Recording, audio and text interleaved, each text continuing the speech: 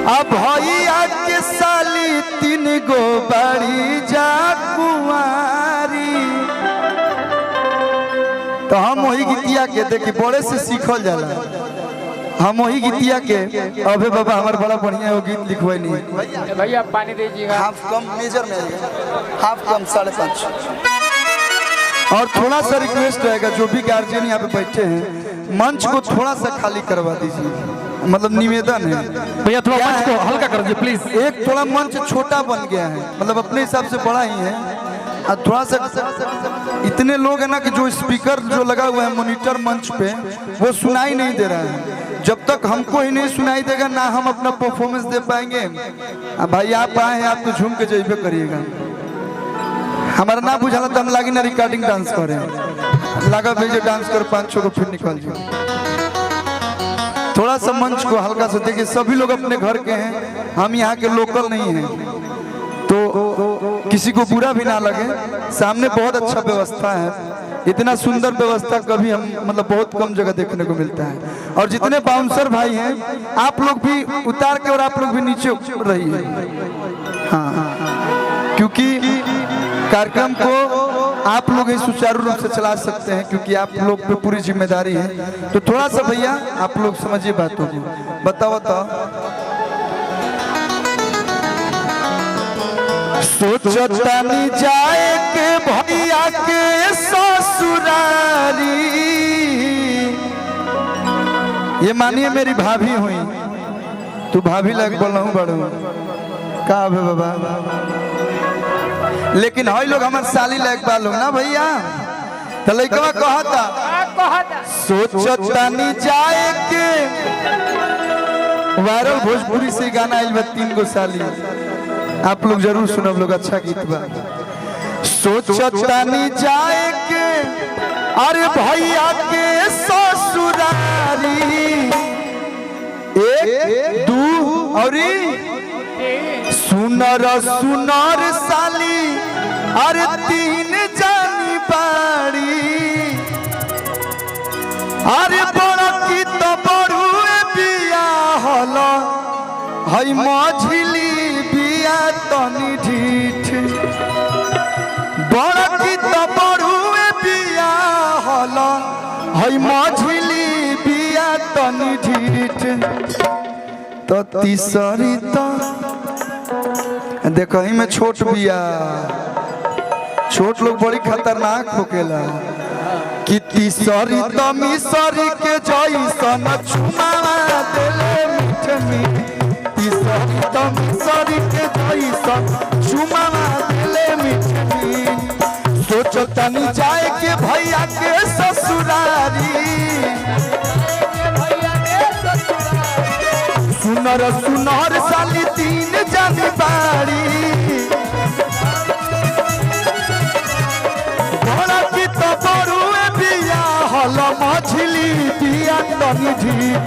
बड़ा की तो बड़ुए बिया हल मछली बिया तनी। हमारो तनी मनी डांस करे की इच्छा होता, हल्का फुल्का कर दे भैया, कर दियो पीछे से भैया। की बड़ा की तो बड़ुए बिया हल मछली बिया तनी ढीठ। देखिए हमके हल सब ज्यादा ना आवेला, हिप हॉप उसको बोलते हैं। बचपने से कमर वाला डांस कोइले बानी, वही पर 18 साल बीत गए। कमरिया 18-20 साल और बीत जाए। कमर को बीत गए 18 साल। DJ viral Bhojpuri. बड़ा की तो बड़ुए बिया हला मछली बिया तनी ढीठ। अति सरी तो मिसरी के जैसन चुमा।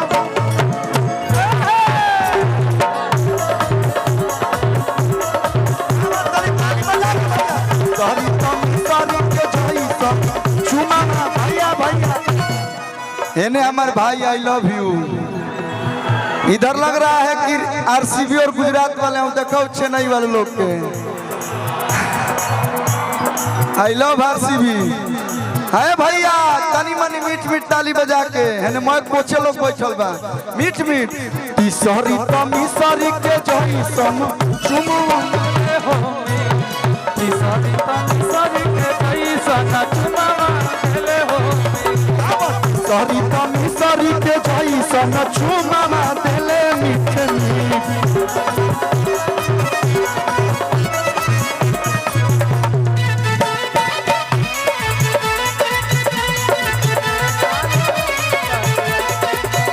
रोजे अखिया रहेला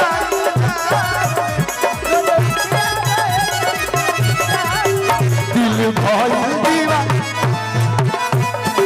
दिल भइल दीवाना तोरा प्यार में।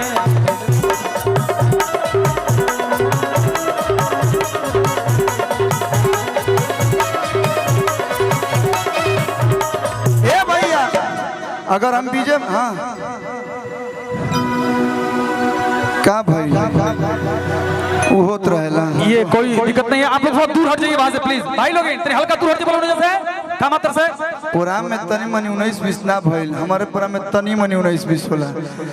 एगो अभय बाबा बाणे इनकर प्रोग्राम में होने आरा उरी बहुत कुछ 25-30 हो जाला। भैया के ससुरारी सबसे ज्यादा अगर केहू के मजा होला तो छोटका भाई के। विजय भैया जाना तो यहाँ अभय भैया के ससुरारी जाती है बड़ी ढंग से लोग सेवा करेला।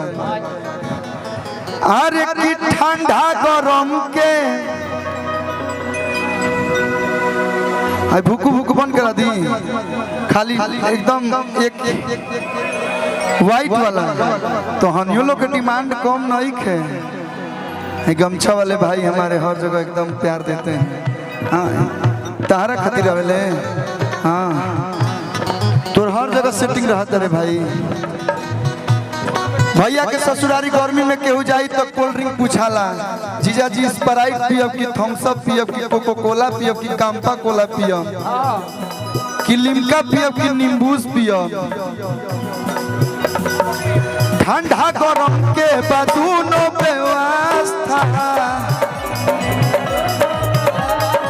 रोज रसगुल्ला से करी ले नाश्ता। ए विजय भैया अरे भावेला ए राम छोटकी के बोलिया ताकेले सीधे है करे जमे गोलिया।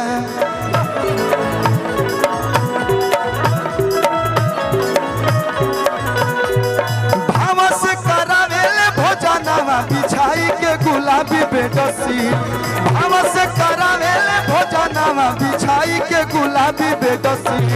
तीसरी तो मिसरी के जइसन चुमावा देले मीठे में, तीसरी तो मिसरी के जइसन, तीसरी तो मिसरी के जइसन चुमावा देले मीठे में, तीसरी तो मिसरी के जइसन चुमावा देले हो में, तीसरी तो मिसरी के जइसन चुमावा देले हो में, तीसरी तो मिसरी के। एगो गीत के फरमाइश आइल बा।